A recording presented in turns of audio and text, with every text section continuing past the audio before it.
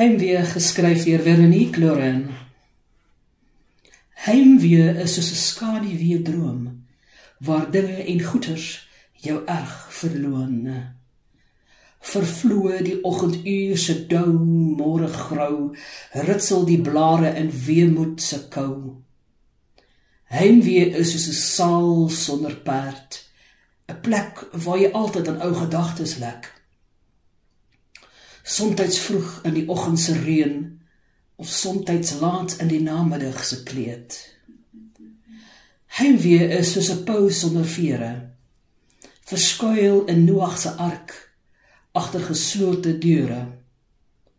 Soek ons maar heeltyd na dit wat was? Of is dit nou na iets wat ooit regtig was?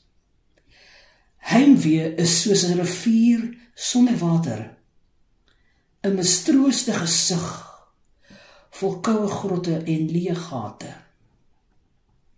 Heimwee is soos 'n kind sonder vader, wat groei uit hartseer se broek en nate. Heimwee is soos 'n vervlietende oomblik, wat jy laat dink aan gister se leed, wat jy somtyds aantrek soos 'n moulose kleed, terwyl heimwee grinnik oor die ontydige leed.